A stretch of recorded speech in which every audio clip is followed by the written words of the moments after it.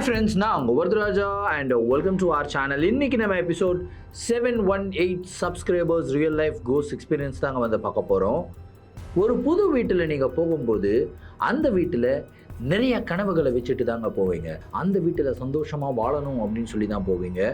ஆனால் நீங்கள் போகிற வீட்டில் ஆல்ரெடி உங்களுடைய வருகைக்காக ஒரு அமானுஷ சக்தி காத்துக்கிட்டு இருந்து அந்த அமானுஷ சக்தி உங்களை காலி பண்ணணும் அப்படின்னு நினச்சா அப்போ உங்களுடைய மனநிலைமை எப்படி இருக்கும் கொஞ்சம் யோசிச்சு பாருங்கள். ஏன்னா இன்றைக்கி நீங்கள் பார்க்க போகிற நிகழ்வில் அப்படிப்பட்ட மிகவும் சுவாரஸ்யமான சம்பவம் தாங்க காத்துக்கிட்டு இருக்கு. இந்த சம்பவத்தை நீங்கள் பார்க்குறதுக்கு முன்னாடி நீங்கள் நம்ம சேனலுடைய புதிய பார்வையாளராக இருந்தாலும் சரி, இல்லைனா நம்மளுடைய சேனலை பார்த்துட்ருக்கீங்க, சப்ஸ்கிரைப் பண்ணாமல் பார்த்துட்ருக்கீங்க அப்படின்னா தயவுசெய்து சப்ஸ்கிரைப் பண்ணிக்கோங்க. கூடவே இருக்கிற பெல் ஐகானை கிளிக் பண்ணிக்கோங்க. அப்போ தான் நான் எவ்ரி ஆல்டர்னேட்டிவ் டே போடுற வீடியோ உங்களால் உடனே பார்க்க முடியும். வாங்க ஸ்ட்ரெயிட்டாக வீடியோக்குள்ளே போகலாம்.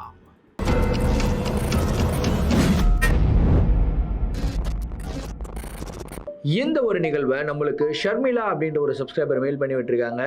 இந்த ஒரு அமானுஷமான நிகழ்வு அவங்களுடைய அம்மாவுக்கு கிட்டத்தட்ட ஒரு 18 வருடங்களுக்கு முன்னாடி நடந்ததாக வந்து சொல்லியிருக்காங்க. சரி, கதையுடைய ஸ்டார்டிலேருந்தே வர ஆரம்பிப்போமே. இந்த நிகழ்வு நடக்கும்போது ஷர்மிளா வந்து பிறக்கவே இல்லைங்க. ஸோ 18 வருஷத்துக்கு முன்னாடி வந்து நடந்த நிகழ்வு அப்படின்னு சொல்லியிருந்தேன். ஷர்மிளாவுடைய அம்மாவுடைய பேர் சுகந்தி. ஸோ சுகந்தி அவங்களுக்கு கல்யாணமாகி அவங்களுடைய ஆண் குழந்தை ஃபஸ்ட்டு அவங்களுக்கு ஒரு பையன். அந்த பையனுக்கு ஒரு 6 வயசு இருக்குங்க. அந்த டைமில் வந்து பார்த்திங்கன்னா அவங்க ஹஸ்பண்ட் வந்து டெல்லியில் ஒர்க் பண்ணிக்கிட்டு இருந்தார். ஒரு மிகப்பெரிய கம்பெனியில் ஒர்க் பண்ணிக்கிட்டு இருந்தார். அந்த டைம்லேயே வந்து ரொம்ப நல்ல சேல்ரி. ஸோ டெல்லியில் தான் அவங்க ஸ்டே பண்ணியிருந்தாங்க. ரொம்ப நல்ல லொக்காலிட்டியில் ஸ்டே பண்ணியிருந்தாங்க. திடீர்னு அந்த லொக்காலிட்டியிலேருந்து இவங்களை காலி பண்ண சொல்லிட்டாங்க. இவங்களுக்கு அந்த இடத்துலேருந்து வெளியே போகிறதுக்கு மனசே கிடையாது. என்னடா இது, இத்தனை வருஷமாக, கிட்டத்தட்ட 6 வருஷமாக நம்ம இங்கே இருந்துட்டோம், நம்ம பையனும் இங்கே தான் வந்து பிறந்தான், ரொம்ப ஜாலியாக இருக்கான், ஸோ இங்கேருந்து இன்னொரு லொக்காலிட்டிக்கு போகணுமா அப்படின்ற ஒரு கவலை. ஆனால் போய் தான் ஆகணும். சரி, அது வந்து புதுசாக வீடை பார்க்க ஆரம்பிக்கிறாங்க. அந்த வீடு வந்து பார்த்திங்கன்னா இவங்க ஹஸ்பண்டுடைய ஆஃபீஸ்க்கு ரொம்ப பக்கத்தில். சரி, பக்கத்தில் இருக்கிறதுனால பிரச்சனை இல்லை, நம்ம அட்ஜஸ்ட் பண்ணிக்கலாம். பையன் 6 வயசு தானே ஆகுது, இங்கே ஒரு செட் ஆஃப் ஃப்ரெண்ட்ஸ் இருப்பாங்க, அந்த லொக்காலிட்டிக்கு போனால் இன்னொரு செட் ஆஃப் ஃப்ரெண்ட்ஸ் இருப்பாங்க, அவங்க கூட வந்து செட் ஆகிடுவாங்க அப்படின்னு சொல்லி தான் போயிருக்காங்க. அங்கே போய் பார்த்தா வீடு சூப்பராக இருக்குது, வேறு லெவலாக இருக்குது. பால்கனி வந்து பெருசாக இருக்குது, கிட்டத்தட்ட 3 பெட்ரூமு, பெரிய ஹாலு. டெல்லியில் எல்லாம் சின்ன சின்ன வீடுகளாக இருக்கும் அப்படின்வாங்க, ஆனால் அந்த இடத்துல ரொம்ப பெரிய வீடுகளாக இருக்குது. ப்ளஸ் பக்கத்தில் வந்து பார்த்திங்கன்னா நெய்பர்ஸ் வந்து கிடையாது. ஒட்டுமொத்தமாகவே அந்த ஸ்ட்ரீட்டில் மிஞ்சி போனால் ஒரு 5 வீடுகள் தான் இருக்கும். அந்த 5 வீடுகள்லையுமே சின்ன பசங்க யாருமே கிடையாது. ஸோ கிட்டத்தட்ட அந்த 5 வீடுகளில் இருக்கிற ஒரே சின்ன பையன் இவங்க பையன் மட்டும்தான். ஸோ இதை நினச்சி அவங்க ரொம்ப ஃபீல் பண்ணுறாங்க, என்னடா இந்த மாதிரி லொக்காலிட்டியில் வந்து மாட்டிக்கிட்டோமே. சரி, பரவாயில்ல, அது வந்து ஒரு ரொம்ப பிஸியான ஒரு லைஃப் ஸ்டைல், இது வந்து ரொம்ப பீஸ்ஃபுல்லான ஒரு லைஃப் ஸ்டைல், இந்த ஒரு லைஃப் ஸ்டைலுக்கும் நம்ம வந்து அடாப்ட் ஆகும் அப்படின்னு சொல்லிட்டு அவங்களுடைய திங்ஸ் எல்லாம் செட்டப் பண்ண ஆரம்பிக்கிறாங்க. ஸோ ஒரு லொக்காலிட்டிலேருந்து இன்னொரு லொக்காலிட்டி போகணும் அப்படின்னா கண்டிப்பாக ஒரு வீடை காலி பண்ணிவிட்டு எடுத்துகிட்டு போய் எல்லா பொருளையும் செட் பண்ணுறது அப்படின்றது ரொம்ப கஷ்டமான ஒரு விஷயங்க. ஸோ இவங்களால என்னென்ன பொருள்கள்லாம் எடுத்துன்னு போகணுமோ எடுத்துன்னு போயிட்டாங்க. அதுக்கப்புறம் இவங்களுடைய மேஜர் பொருள்கள் எல்லாம் இருக்கு இல்லையா, அதாவது ஃப்ரிட்ஜு, வாஷிங் மிஷினு, டிவி, அந்த மாதிரி மேஜர் பொருள்கள்லாம் சொல்கிறேன், அது எல்லாமே ஒரு வேன் வச்சு தான் இவங்க எடுத்துகிட்டு வந்திருக்காங்க. இவங்க போய் வீட்டில் செட்டில் ஆகிட்டாங்க. அந்த பேக்கர்ஸ் அண்ட் மூவர்ஸ் வந்து ஒரு 2 நாளில் எடுத்து வந்து சேர்க்குறோம் அப்படின்னு வந்து சொல்லியிருந்தாங்க. ஏன்னா அப்போ தான் அவங்களுக்கு டைம் ஸ்லாட் இருக்குது. சரின்னு சொல்லி அந்த பொருள்களுக்காக வெயிட் பண்ணிக்கிட்டு இருந்தாங்க. ஒரு ஃபோன் கால் வருது. இந்த மாதிரி இவங்க அந்த திங்ஸ் எல்லாம் ஏற்றி அனுப்பிச்சாங்க இல்லையா, அந்த வேன் வந்து பார்த்திங்கன்னா ஆக்சிடெண்ட் ஆகிடுச்சு, கீழே விழுந்துருச்சு. அதுக்கப்புறம் அந்த வேனை திரும்பியும் தூக்கி அப்படியே கொண்டு வந்திருக்காங்க. ஸோ அந்த வேனில் ஓப்பன் பண்ணி பார்த்தா இவங்களுடைய எலக்ட்ரானிக் பொருள்கள் எல்லாமே டேமேஜாக வந்திருக்கு. என்ன பண்ணுறது, சரி அந்த பேக்கர்ஸ் அண்ட் மூவர்ஸ் கம்பெனியை சூ பண்ணலாமா அப்படின்ற மாதிரிலாம் அவங்க அப்பா பேசிக்கிட்டு இருந்திருக்காரு. அதுக்கப்புறம் தான் தெரிய வருது, அந்த வேனை ஓட்டிகிட்டு வந்த டிரைவர் வந்து பார்த்திங்கன்னா ஆக்சிடெண்ட்டில் கால் இழந்துட்டார். அதே மாதிரி அவர் ரொம்ப கஷ்டப்படுற ஃபேமிலி அப்படின்ற வேறு தெரிய வந்தது. சரி, பரவாயில்ல, இந்த மாதிரி ஒரு நிலைமையில் அந்த கம்பெனியை போயிட்டு நம்ம சூ பண்ண முடியுமா, அந்த ஒர்க்கரை போய் சூ பண்ண முடியுமா, அந்த கம்பெனியில் போயிட்டு நம்ம ஏதாவது நஷ்ட ஈடு கேட்டோம் அப்படின்னா கண்டிப்பாக அந்த வேனை ஓட்டிகிட்டு வந்தவரை தான் வந்து அவங்க டார்கெட் பண்ணி அவர்கிட்ட ஏதாவது காசு கேட்பாங்க. ஸோ இதெல்லாம் வேணாம் அப்படின்னு சொல்லிட்டு இவர் ஃப்ரீயாக விட்டுட்டுறாரு. இவங்க வந்து வெல் டு டூ ஃபேமிலி தானே, நல்ல சம்பளம் அவங்க அப்பாவுக்கு. எல்லா பொருட்களும் புதுசாக வாங்கி போட்டுறாரு. சரிம்மா, புதுசாகவே வாங்கிக்கலாம் அப்படின்னு சொல்லி வாங்கி போட்டுறாரு. அதுக்கப்புறம் கிட்டத்தட்ட ஒரு 2 மாதம் அப்படியே போய்கிட்டு இருக்குங்க. ஆனால் இந்த வீட்டுக்குள்ளே வந்ததுலேருந்தே சுகந்தி அவங்களுக்கு நிறைய நெகட்டிவ் தாட்ஸ் வந்து வர ஆரம்பிக்குது. எனி டைம் வந்து ஹாப்பினஸ் இல்லாத மாதிரி ஒரு மாதிரி எதையோ தொலைச்சிட்டு வானத்தை பார்த்துக்கிட்டு நின்றுக்கிட்டு இருக்கிற மாதிரியே ஒரு ஃபீல் இவங்களுக்கு வந்துக்கிட்டு இருக்குங்க. அதுக்கப்புறம் அவங்களுடைய பையனுடைய நடவடிக்கைகளை நோட்டீஸ் பண்ணுறாங்க. அவங்க பையன் எப்பயுமே ரொம்ப ஜாலியாக ஓடி ஆடி விளையாடிக்கிட்டு இருக்கிற மாதிரி இருப்பான். 6 வயசு பையன் அப்படி தானே இருப்பான். ஆனால் அந்த வீட்டுக்கு வந்ததுலேருந்து எங்கேயும் ஓடி ஆடி விளையாடுறதே கிடையாது. ஒரு செவுத்து முன்னாடி போய் நின்றுடுறான். அப்படியே அந்த செவுத்தை பார்த்துக்கிட்டே இருக்கான். ஒரு 2 நிமிஷம் 3 நிமிஷம்னா ஓகேங்க. ஒரு 2 மணி நேரம் 3 மணி நேரம் அப்படியே நின்று செவுத்தை பார்த்துக்கிட்டே இருந்தால் எப்படி இருக்கும்? சம்திங் அப்நார்மல் இல்லை. இந்த விஷயத்தை நோட்டீஸ் பண்ணுறாங்க. இவங்க ஹஸ்பண்ட் கிட்டேயும் டிஸ்கஸ் பண்ணுறாங்க. அவர் சொல்கிறார், இல்லை சின்ன பையன் தானே, அவன் ஆப்வியஸாக மிஸ் பண்ணுவான். அங்கே அவனுடைய நிறையா ஃப்ரெண்ட்ஸ் இருந்தாங்க. இந்த லொக்காலிட்டியில் இப்போ அவன் ஃப்ரெண்ட்ஸே கிடையாது. நம்ம 2 பேர் கூட தான் இருந்து ஆகணும், வேறு வழி இல்லை அப்படின்னு சொன்னான். சரி அப்படின்னு சொல்லிட்டு அப்படியே போகுது. ஆனால் இந்த நிகழ்வுகள் வந்து பார்த்திங்கன்னா கொஞ்சம் கொஞ்சமாக அதிகமாக ஆரம்பிக்கும்.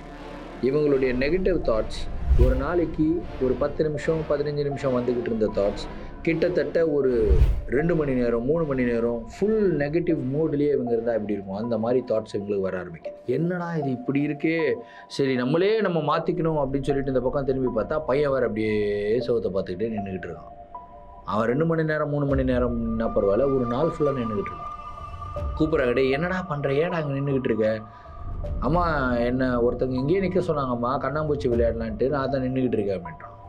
யாரா சொன்னது அப்படின்னா, இல்லைம்மா நான் கண்ணாம்பூச்சி விளையாடிட்டு நான் அப்புறம் வரேன், நான் போகிறேன், இல்லைன்னா அவங்க திட்டுவாங்க என்ன அப்படின்னு சொல்லிட்டு போயிடறான். எதுவும் சொல்ல மாட்டேங்கிறான்.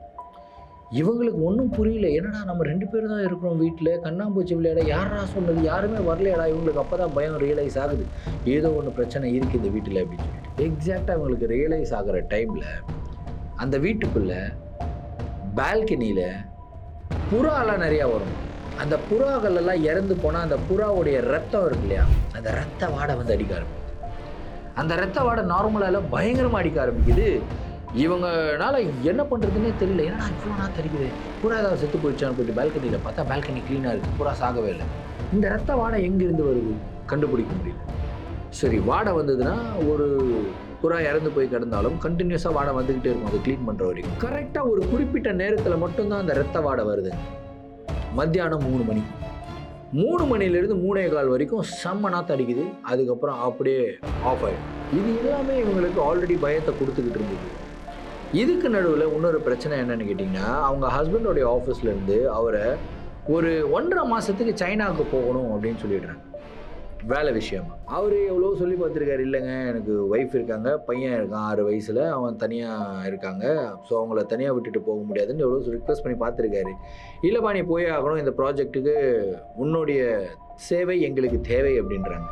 வேறு வழியே இல்லாமல் அவர் வந்து ஒத்துக்கிறாரு. சரி 2 மாதம் தானே போயிட்டு வந்துடலான்னு சொல்லி வந்து சுகந்தைகிட்ட சொல்கிறாரு. இவங்களுக்கு பகீர்னு தூக்கி வாரி போடுது. ஏன் ஆல்ரெடி இந்த வீட்டுக்குள்ளே என்னென்னமோ நடக்குதுங்க, எனக்கு ரொம்ப பயமாக இருக்குது. நீங்கள் நைட்டு வந்துடுவீங்க அப்படின்ற ஒரு தைரியத்தில் தான் நான் ஒரு நாளும் ஓட்டிக்கிட்டு இருக்கேன். திடீர்னு வந்து 2 மாதம் வரமாட்டேன் அப்படின்னு சொன்னால் எப்படிங்க, 2 மாதம் சைனாவுக்கு போனால் எங்களால் எப்படிங்க, ஒன்றும் முடியாது, எங்களுக்கு ரொம்ப பயமாக இருக்குது அப்படின்றேன். இல்லைம்மா அதெல்லாம் பிரச்சனை இல்லைம்மா, 2 மாதம் தான், வேணுன்னா என்னுடைய ஆன்ட்டி ஒருத்தங்க இருக்காங்க அந்த டெல்லியில், ஸோ என்னோடய ஆன்ட்டியை வர வைக்கிறேன், அவங்க 2 நாள் இருப்பாங்க. சரி அப்படின்னு சொல்லி ஒத்துக்கிறாங்க. வேறு ஆப்ஷன் இல்லை, இல்லைன்னா வேலையை விட வேணும். வேலையை விட்டால் இவங்களால எதுவும் பண்ண முடியாது. சரின்னு சொல்லிட்டு அவருமே சைனாவுக்கு கிளம்பி போயிட்டாரு. அவருடைய ஆன்ட்டியை வர வச்சுட்டார். அந்த ஆன்ட்டி வந்து ஒரு 2-3 நாள் இருக்காங்க. அவங்க வந்து பார்த்திங்கன்னா ரொம்பவும் சொஃபிஸ்டிகேட்டட் லைஃப். அவங்களுடைய ப்ரைவசி வந்து நான் அப்படியே என் ப்ரைவசி எனக்கு வேணும் அப்படின்னு சொல்லுவாங்களே, அந்த மாதிரி ஒரு பர்சன். இவங்க ஒரு ரூமில் படுத்துக்கிட்டு இருக்காங்க. அந்த வீட்டில் தான் 3 பெட்ரூம் இருக்கேன். அந்த ஆன்ட்டி வந்து தனியாக ஒரு பெட்ரூமில் போய் படுத்துக்கிட்டு இருக்காங்க. நல்லா தூங்கிக்கிட்டு இருக்காங்க. திடீர்னு வந்து பார்த்திங்கன்னா எழுந்து வந்துடுறாங்க. மத்தியான வேலையில் தான், அரௌண்ட் 3 to 3:15 டைமில் எழுந்து வந்துட்டு நான் உங்கள் கூடயே வந்து படுத்துக்கிறேம்மா அப்படின்னு சொல்லி இவங்க சுகந்தி கூடயே வராங்க. என்ன ஆன்ட்டி ஏன் என்னாச்சு அப்படின்றாங்க. இல்லை ஒன்றும் இல்லை அப்படின்னு சொல்லிட்டு இவங்க கூடயே வந்து படுக்கிறாங்க. ஒரு 3 நாள் அவங்க இருந்திருக்காங்க. 3 நாள் கழித்து வந்து பார்த்திங்கன்னா அந்த ஆன்ட்டி, இல்லைம்மா இந்த வீட்டில் என்னால் இருக்க முடியாது, நான் கிளம்புறேன் அப்படின்றாங்க. என்ன ஆன்ட்டி என்ன ஆச்சு அப்படின்னா, இல்லைம்மா நான் எப்படி சொல்கிறதுன்னு தெரில, நீ தனியாக வேறு இருக்க, பயப்படுவ அப்படின்றாங்க. இல்லை ஆன்ட்டி பரவாயில்ல சொல்லுங்கள். இல்லை நான் படுத்துட்டு இருந்தேன்னா அந்த பெட்ரூமில் என்னுடைய பெட்ஷீட்டை யாரோ இழுத்த மாதிரியும் என்னுடைய தலைமுடியை பிடிச்சி சர்றன்னு யாரோ இழுத்து கீழே போட்ட மாதிரியும் எனக்கு ஃபீல் ஆச்சுமா. பெட்டில் நல்லா தூங்கிக்கிட்டு இருந்தேன்னா எகிரி வந்து கீழே விழுந்தேன். சரி சைடில் கீழே விழுந்தேன் அப்படின்னா ஓகே, திரும்பி படுக்கும்போது கீழே விழுந்துட்டேன் அப்படின்னு சொல்லலாம். ஆனால் பெட் இப்படி இருக்குன்னா நான் தலையை எங்கே வச்சு படுத்துக்கிட்டு இருக்கேன், அப்படியே பின்புறம் அப்படி எகிரி போய் விழுந்தேன், அப்படி எப்படி என்னால் விழுந்திருக்க முடியும், எனக்கு ரொம்ப பயமாக இருக்குது இந்த வீட்டில், நீயும் இருக்காத எங்கள் வீட்டுக்கு வந்துரு அப்படின்னு. ஆனால் சுகந்திக்கு வந்து மற்றவங்க வீட்டில் போய் இருக்கிறது பிடிக்காத ஒரு விஷயம். இல்லை ஆண்டி பரவாயில்ல, நீங்கள் போயிட்டு வாங்க, அப்படி பயப்பட்டீங்கன்னா நீங்கள் போயிட்டு வாங்க, எங்களுக்கு இந்த மாதிரி எந்த ஒரு இன்சிடென்ட்டும் நடக்கலை, அந்த மாதிரி எதுவும் நடக்காதுன்னு நினைக்கிறேன், நான் பாட்டுக்கு தனியாகவே இருந்துக்கிறேன் அப்படின்னு சொல்லிட்டு தனியாக இருக்கிறேன். அடுத்த ஒரு வாரத்தில் அந்த வீட்டில் நிறையா விஷயங்கள் வந்து நடக்க ஆரம்பிக்கும். அதுக்கப்புறம் இவங்க வந்து வெளியே போக ஆரம்பிக்கிறாங்க, அப்படியே சுற்றி முற்றி பார்க்க ஆரம்பிக்கிறாங்க. நெய்பர்ஸ் எல்லாம் இருப்பாங்க, அதாவது அந்த இந்த லொக்காலிட்டியில் ஒரு 5-6 வீடு இருக்குன்னு சொன்னேன் இல்லையா, அதில் ஒரு வயதான பாட்டி ஒருத்தங்க இருந்தாங்க. அவங்க வந்து சுகந்தியை பார்த்து சிரிக்கிறாங்க. சரி, பையனை கூப்பிட்டு வாக்கிங் போயிருக்காங்க. அவங்க பார்த்து சிரித்த உடனே இவங்களும் போய் பேசுகிறாங்க. ஹாய் எப்படி இருக்கீங்க அப்படின்னு சொல்லி பேசிட்டு இன்ட்ரடியூஸ் பண்ணிக்கிறாங்க. அந்த பாட்டி உடனே நல்லா கொஞ்சம் நேரம் ஜாலியாக பேசுகிறாங்க. என்னம்மா பண்ணுறாரு உங்கள் வீட்டுக்காரு, பையன் வந்து ரொம்ப அழகாக இருக்கான், என்ன 6 வயசு ஆகுதா அப்படி இப்படின்லாம் பேசுகிறாங்க. அதுக்கப்புறம் பேச்சுவார்த்தையில் பூஜைலாம் பண்ணிட்டு தானே வீட்டுக்கு வந்தீங்க அப்படின்னு. ஆமாம் பாட்டி, நம்ம நார்மலாக இந்த கிரகப்பிரவேசம் அப்புறம் இந்த கணபதி ஹோமம் அதெல்லாமே பண்ணலை, பட் இந்த பால் காய்ச்சும் போது லைட்டாக பூஜைலாம் பண்ணுவோம் இல்லையா, நான் வந்து பூஜைலாம் பண்ணிட்டு தான் வந்தேன். அவங்களுடைய ஃபேஸ் மாறுது. என்னம்மா நீங்கள் சொல்கிறீங்க, சுத்திகரன் அப்படின்வாங்க ஹிந்தியில், இந்த மாதிரி சுத்திகரன்லாம் பண்ணலையா அப்படின்ற. சுத்திகரன் பண்ணுற அளவுக்கு ஒன்றுமே இல்லையே, இது ஒரு காலி வீடு, அது வந்து நம்ம ப்ராப்பராக பூஜை பண்ணாலே போதும்ல, பூஜை பண்ணும்போது ஏதாவது தடங்கள் ஏற்படுதா அப்படின்னு கேட்குறேன். அப்போ தான் சுகந்திக்கு இன்னொரு விஷயம் ரியலைஸ் ஆகுது. இவங்க எப்பெல்லாம் பூஜை பண்ணுறாங்களோ, அதாவது சூடம் ஏற்றி தானே சாமிக்கு காட்டுவாங்க, அந்த சூடம் வந்து பார்த்திங்கன்னா ஆட்டோமேட்டிக்காக அணையுது. ஊதுபத்தி ஏற்றுறாங்க, ஆனால் அந்த ஊதுபத்தி ஏற்றுனா வாசம் தானே வரணும், ஆனால் ஊதுபத்தி ஏற்றுனா நாத்தடிக்குது. அதுலேயும் குறிப்பாக அந்த புறாக்களுடைய ரத்த வாடை அடிக்குது. ஊதுபத்தி ஏற்றுறதே விட்டாங்க. சரி சாம்பிராணி போடுவோம் அப்படின்னு சொல்லி சாம்பிராணி போடுறாங்க. சாம்பிராணியோடைய வாசம் ஒரு சில பேருக்கு ரொம்ப பிடிக்கும். ஆனால் அந்த சாம்பிராணி வாசத்து கூடவே 10 நாள் இறந்து போய் ஒரு பிணம் அப்படியே கிடந்தா எவ்வளோ வாடை அடிக்கணும், அந்த மாதிரி வாடை அடிக்கும். அதனால இவங்க சாம்பிராணி போடுறதையும் விட்டுட்டாங்க. இந்த சூடம் ஏற்றி ஏற்றி ஏற்றி ஏற்றி பார்த்துருக்காங்க, அணிஞ்சு அணிஞ்சு அணிஞ்சு சூடம் ஏற்றுறதையும் விட்டாங்க. ஆனால் சாமி மட்டும் கும்பிட்றாங்க விளக்கேற்றி. இந்த மேட்டர்லாம் இவங்களுக்கு ஞாபகம் வருது. என்னடா இது, இந்த ஆண்டி வேறு ஏதோ ஒன்று சொல்கிறாங்களே அப்படின்னு சொல்லிட்டு அந்த ஆண்டி கிட்ட திரும்பியும் கேட்குறாங்க, ஆண்டி என்னாச்சு, என்ன பிரச்சனை அப்படின்னு. இல்லைல்லம்மா நீ கிளம்புமா அப்படின்னு சொல்லி அந்த ஆண்டி போயிடுறாங்க. அந்த பாட்டி, இருங்க பேசிக்கிட்டே இருக்கோம், என்னங்க கான்வர்சேஷன் கட் பண்ணிட்டு போகிறீங்க, உண்மையில் சொல்லிட்டு போங்க. இல்லை இதுக்கப்புறம்லாம் நான் உங்கள்கிட்ட பேசுகிற மாதிரி இல்லை அப்படின்னு சொல்லி போயிடுறாங்க, மூஞ்சி லட்சம் மாதிரி. இவங்களுக்கு ஒன்றும் புரியல, என்னடா இவங்க அப்படியே போயிடுறாங்க அப்படின்னு சொல்லிட்டு. அதுக்கப்புறம் இவங்க அதே யோசனையில் பையனை கூட்டிகிட்டு வராங்க. ஒரு 3 மணி மத்தியான வேலை. அந்த ரத்த வாடை அடிக்கும் இல்லையா, ரத்த வாடை அடிக்குது 3:15 வரைக்கும் அப்படியே ரத்த வாடை அடிக்கும். அதுக்கப்புறம் கிளியர் ஆகிடும் அப்படின்னு சொல்லி இவங்க உட்காந்துக்கிட்டு இருக்காங்க. அதுக்கப்புறம் லைட்டாக கண் அசைது இவங்களும் இவங்களுடைய பையனும் ஹால்லேயே நல்லா படுத்து தூங்கிடுறாங்க. அதுக்கப்புறம் வந்து இவங்க லைட்டாக ஒரு 4 மணி அளவில் இவங்களுக்கு தூக்கம் வந்து தெரியுது. அப்படியே கண்ணு முழிச்சு பார்க்குறாங்க. பார்த்தா இவங்களுடைய ஹாலுக்கு எதிரில் ஒரு பெட்ரூம் இருக்கும். அந்த பெட்ரூமுடைய டோர் வந்து எப்பயுமே லாக் பண்ணி தான் வச்சுருப்பாங்க. ஏன்னா அதில் தான் வந்து நிறையா பொருட்கள் எல்லாம் போட்டு வச்சுருந்தாங்க, அன்வான்ட் பொருட்கள் எல்லாம். அதனால் பையன் போய் ஏதாவது தள்ளி விட்ருவான்னு சொல்லி லாக் பண்ணி வச்சுருந்தாங்க. அந்த பெட்ரூமுடைய டோர் ஆட்டோமேட்டிக்காக ஓப்பன் ஆகிறது இவங்க நோட்டீஸ் பண்ணுறாங்க. இவங்க தூக்க கழகத்தில் வேறு இருந்தாங்க. அப்படியே என்னடா இது டோர் திறக்கிற மாதிரி இருக்குது அப்படின்னு சொல்லி பார்க்குறாங்க. பார்த்தா அந்த பெட்ரூமுக்குள்ளே ஒரு கருப்பான உருவம் நின்றுக்கிட்டு இருக்கிறத வந்து பார்க்குறாங்க. ஒரு பெண்ணுடைய உருவம் மட்டும் தெரியுது. பட்டுன்னு அவங்க பயத்தில் இருந்து கண்ணுங்களெல்லாம் தொடச்சி பார்க்குறாங்க. பார்த்தா அந்த இடத்துல எதுவுமே கிடையாது. பெட்ரூம் டோரும் க்ளோஸ் பண்ணப்பட்ட நிலையில் இருக்குது. சரி இது எல்லாமே நம்மளுடைய மனப்பிரமை தான் அப்படின்னு நினச்சிக்கிட்டு சரி அப்படியே போவோம், இன்னும் கொஞ்ச நாள் ஓட்டுவோம் அப்படின்னு சொல்லி கொஞ்ச நாள் ஃப்ரீயாக விடுறாங்க. ஆனால் இந்த ஒரு மேட்டர் இவங்களுடைய மனசை உறுத்திக்கிட்டே இருந்தது. என்னன்னா இது நம்மளுக்கு ஏதோ ஒரு உருவம் தெரிஞ்சுது, ஆனால் உண்மையிலேயே அது உருவமா இல்லை நம்மளுடைய இமேஜினேஷனா ஒன்றும் புரியலையே அப்படின்னு சொல்லி நினச்சிக்கிட்டே உட்காந்துக்கிட்டு இருக்காங்க. ஒரு நாள் திரும்பியும் அதே 3-3:15 ரத்த வாடை வருது. அதுக்கு நடுவில் இவங்க ஒரு இது மாட்டி வச்சுருந்தாங்க, அந்த ஸ்டீல் ரேக் வந்து மாட்டி வச்சுருந்தாங்க. இந்த தட்டெல்லாம் கழுவி வைக்கிறதுக்கு சிங்க்குக்கு மேலே மாட்டுவாங்க இல்லையா, நல்லா ட்ரில் பண்ணி மாட்டி வச்சுருந்தாங்க. பட்டுன்னு வந்து பார்த்திங்கன்னா அது உடஞ்சி கீழே விழுது.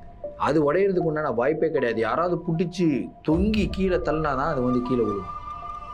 என்னடா இது இப்படி விழுகுது அப்படின்னு சொல்லி இவங்க போய் பார்க்குறாங்க. திருப்பியும் அதை எடுத்து சரி அந்த ஸ்க்ரூலேருந்து வலிக்கிட்டு வந்திருக்கும் போல இருக்கே அப்படின்னு சொல்லி அந்த ஸ்க்ரூவை வந்து திரும்பியும் போட்டு அதை வந்து ஸ்க்ரூவை வந்து வளைச்சி விட்டு அதுக்கப்புறம் மாட்டுறாங்க. சரி இதுக்கப்புறம் விழுகாது அப்படின்னு சொல்லிட்டு மாட்டுறாங்க. அப்படியே கொஞ்ச நாள் போய்கிட்டே இருக்குங்க.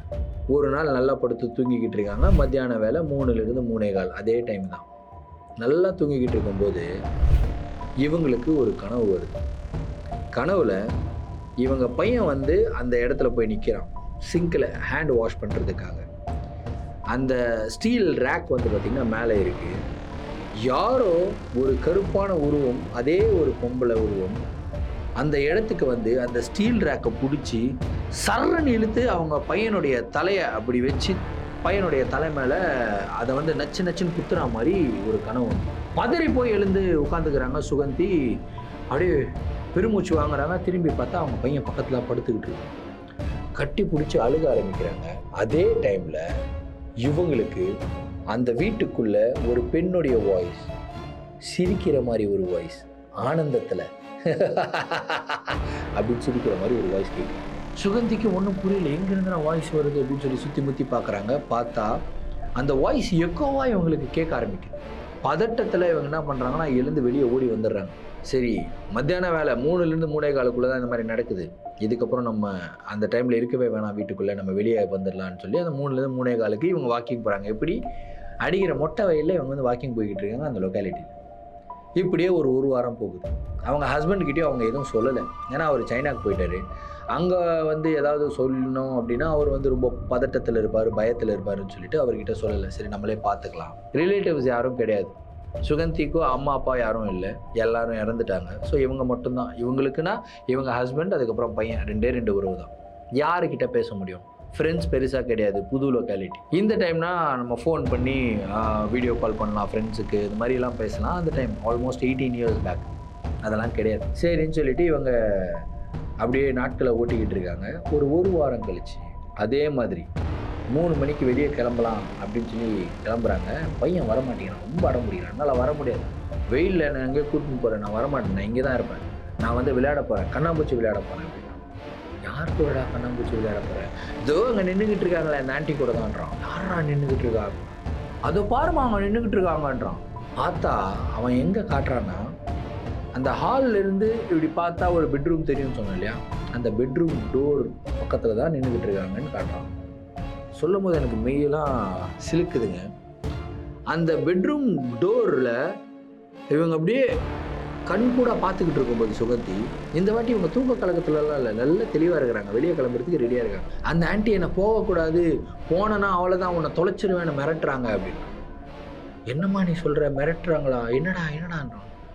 அம்மா எனக்கு இந்த ஆன்ட்டி அடிக்கிறாங்கம்மா, இங்கே பாருங்கம்மா என் கையை அப்படின்னு சொல்லிட்டு அந்த பையன் வந்து கையை காட்டுறாங்க. கையில் தான் ஒரு கூடுக்கோடா, அதாவது பிளேடு வச்சு போட்டால் எப்படி இருக்கும் அந்த மாதிரி இருக்குது. ஏய் என்னடா இப்படி இருக்குது, நான் சொல்லலை அப்படின்னா. அந்த ஆன்ட்டி சொல்லக்கூடாது சொன்னாங்கம்மா, இப்போ கூட என்ன மிரட்டுறாங்கம்மா, ஐயோ அந்த ஆன்ட்டி கண்ணுலாம் முறுக்குறாங்கம்மா அப்படின்றான். டேய் எதுவும் பார்க்காதரான்னு கட்டி பிடிக்கிறாங்க. அந்த பையனை பார்க்க விடாமல் தடுக்கும்போது ஆட்டோமேட்டிக்காக அந்த பெட்ரூம் டோர் அப்படியே ஓப்பன் ஆகுது. அங்கே இருந்து ஒரு மாதிரி ஒரு ஃபீமேல் வாய்ஸ் அப்படின்ற மாதிரி ஒரு வாய்ஸ் கேட்குது. Female voice. இவங்களுக்கு கை கால்லாம் நடுக்குது. அப்படியே பார்க்குறாங்க. அந்த ரூமுக்குள்ளே வந்து பார்த்திங்கன்னா ஒரு சூரிய வெளிச்சம் வந்து லைட்டாக கொஞ்சம் கம்மியாக இருக்குமா, ஆனால் வெளிச்சம் இருக்கும். உள்ளே யாராவது நின்னாங்கன்னா தெரியும். அந்த மாதிரி ஒரு இடத்துல ஃபேனில் யாரோ தூக்கு மாட்டி தொங்கிக்கிட்டு இருக்க மாதிரி ஒரு உருவம் இவங்களுக்கு தெரியும். ஒரு கருப்பான உருவம். அதை பார்த்த உடனே பயத்தோட உச்சகட்டத்தில் இவங்க என்ன பண்ணுறாங்கன்னா வீட்டை விட்டு தெரிஞ்சு வெளியே ஓடுறாங்க. அதுக்கப்புறம் வேறு வழியே இல்லை, ஹஸ்பண்டுக்கு ஃபோன் பண்ணி தானே ஆகும், சைனாவில் இருக்கார், எப்படி கான்டாக்ட் பண்ணுறேன் அப்படி இப்படின்னு ஏதோ ஒன்று பிடிச்சி அந்த டைமில் அந்த இன்டர்நேஷ்னல் கால் பண்ணுறதுக்கெல்லாம் பூத்துலாம் இருக்கும் இல்லையா, அந்த இடத்துக்கு போயிட்டு அவருடைய ஆஃபீஸ்க்கு கால் பண்ணி பேசுகிறாங்க. இந்த மாதிரியெல்லாம் ஆயிடுச்சு அப்படின்னா. சரி பயப்படாத, என்னோடய ஃப்ரெண்டு ஒருத்தர் இருக்கார், அவருடைய ஃபேமிலி வந்து அதுக்கு பக்கத்து லொக்காலிட்டியில் தான் இருக்காங்க, அவருக்கு நான் சொல்கிறேன் நீ அங்கே போயிடு அவங்க வீட்டுக்கு அப்படின்னு சொல்கிறாரு. இவங்களும் இவங்களுடைய பையனும் அந்த வீட்டுக்கு வந்து போயிடுறாங்க. அப்படியே ஒரு மாதம் அந்த வீட்டில் தான் ஸ்டே பண்ணியிருக்காங்க. அதுக்கப்புறம் அவங்க ஹஸ்பண்டும் வந்துடுறாரு. அதுக்கப்புறம் வந்து அந்த வீடை காலி பண்ணிவிட்டு அங்கே இருக்கிற பொருட்கள் எல்லாம் எடுத்துடுறாங்க. எடுத்துட்டு இவங்க வேற ஒரு லொக்காலிட்டிக்கு போயிட்டு ப்ராப்பராக அந்த கணபதி ஹோமம்லாம் பண்ணி சுத்திகரணம்லாம் பண்ணிட்டு தான் புது வீட்டுக்குள்ளே போயிருக்காங்க. எந்த பிரச்சனையும் இல்லை, நார்மலாக இருக்கு. ஆனால் சுகந்தியோட மனசுக்குள்ள என்னடா நடந்தது அந்த வீட்டில் அப்படி இந்த மாதிரிலாம் இருக்கு அப்படின்னு சொல்லிட்டு இதை பற்றி தெரிஞ்சுக்கணும் அப்படின்னா அந்த நெய்பர் ஒரு பாட்டி வந்து பேசினாங்களே, அவங்க கிட்ட பேசினா தெரியும் அப்படின்னு சொல்லி அவங்கள போய் பார்க்குறாங்க. இந்த வாட்டி அந்த பாட்டி அவங்க கிட்ட நல்லா பேசுகிறாங்க. ஏன்னா வீடை காலி பண்ணிட்டு போயிட்டாங்களே. என்ன பாட்டி ஆச்சு அந்த வீட்டில் அப்படின்னா, அந்த வீட்டில் வந்து ஒரு டாக்டர், ஒய்ஃபு, அதுக்கப்புறம் அவங்களுடைய 6 வயசு பையன் 3 பேர் இருந்தாங்க. அந்த டாக்டருடைய மனைவிக்கு ரொம்ப மென்டல் ப்ரெஷர், ஏதோ ஒரு ட்ராமா, ஏதோ ஒரு நெகட்டிவிட்டி இருந்துக்கிட்டே இருந்திருக்கு. ஸோ அவங்க வந்து மென்டலி வந்து ரொம்ப அஃபெக்ட் ஆக ஆரம்பித்தாங்க. ஆனால் அந்த டாக்டருக்கு வந்து எனி டைம் வேலைன்னு இருந்துட்டனால அவங்கள வந்து ஒழுங்காக பார்த்துக்கல.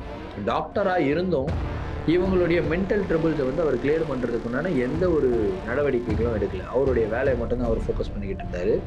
மேலும் என்னென்னா, அவருடைய மனைவி வந்து ரொம்ப வியர்டாக இருக்காங்கன்னு தெரிஞ்சுக்கிட்டு பையன்கிட்ட மட்டும்தான் அவர் வந்து டைம் ஸ்பெண்ட் பண்ணியிருக்காரு தவிர மனைவி கிட்ட டைம் ஸ்பெண்ட் பண்ணல. இப்படியே ஒரு சில நாட்கள் போய்கிட்டு இருக்கும்போது ஒரு நாள் அவங்க ரொம்ப உச்சகட்டத்துக்கு போய் என்ன பண்ணியிருக்காங்கன்னா, சாப்பிட மாட்டுறாங்க. அந்த வீட்டுகளில் புறா வரும் அப்படின்னு சொன்னோம் இல்லையா, பால்கனியில், அந்த புறாவெல்லாம் பிடிச்சி கழுத்தை திருகி ரத்தத்தை பிடிச்சி அப்படியே இருக்க ஆரம்பிச்சிருக்காங்க. அவங்க அந்த பண்ணுற டைம் வந்து பார்த்திங்கன்னா 3லேருந்து 3:15. அப்படியே புறாவுடைய ரத்தத்தெல்லாம் குடிச்சு அதுக்கப்புறம் புறாவுடைய கறியை பச்சையாக தின்னுருக்காங்க. இதை வந்து பார்த்து யாரோ அந்த டாக்டர் கிட்ட சொன்னதுக்கப்புறம் அவர் ரொம்ப கோவப்பட்டு வந்து அடிச்சிடுறாரு அவருடைய மனைவி. ஆல்ரெடி அவங்க ரொம்ப டிப்ரெஸ்டாக இருக்காங்க, மென்டலி அஃபெக்டடாக இருக்காங்க. அடிச்சிட்டதுக்கப்புறம் ரொம்ப ஒரு மாதிரி ஆயிடுறாங்க. அதுக்கப்புறம் அப்படியே அவர் வந்து ஹாஸ்பிட்டல் கிளம்பி போயிடுறாரு. இவங்க வந்து வீட்டில் உட்காந்துக்கிட்டு இருந்திருக்காங்க, இப்படி உட்காந்து ஆடிக்கிட்டு இருக்காங்க. அதுக்கப்புறம் அவங்க பையன் வந்து சிங்கில் கை கழுவுறதுக்காக போயிருக்கான். அவனுக்கும் 6 வயசு. இவங்க கோவத்தில் என்ன பண்ணுறாங்கன்னா, நேராக போயிட்டு சிங்கில் அவனுடைய தலையை வச்சுட்டு அந்த ஸ்டீல் ரேக் மாதிரி ஒன்று இருந்தது சொன்னேன் இல்லையா, பாத்திரம் வைக்கிறதுக்கு. ஆஃப்கோர்ஸ் அவங்களுடைய வீட்லையும் அப்படி தான் இருந்தது. அதை எடுத்து சர்ன்னு இழுத்து நச்சுன்னு அந்த பையனுடைய தலையில் அடித்து சாகடிச்சிருந்தாங்க. ஏன்னா என்னுடைய கணவன் வந்து என்கிட்ட பேச மாட்டேங்கிறான், உங்ககிட்ட தான் பேசுகிறான் அப்படின்னு சொல்லிட்டு அடித்து அந்த குழந்தைய சாகடிச்சிருக்காங்க. ஸோ இவங்க மென்டலி அஃபெக்டடுன்றதுனால இவங்க மேலே எந்த ஒரு வழக்கும் தொடர முடியல. அந்த டாக்டருமே ரொம்ப உடைஞ்சு போய்ட்றாரு. அதுக்கப்புறம் போச்சு அப்படின்னு சொல்லிட்டு அவர் விட்டுட்டு போயிடுறாரு. எப்படியோ போய் அப்படின்னு சொல்லிட்டு அந்த வீட்டை காலி பண்ணிட்டு போயிடுறாரு அவர்.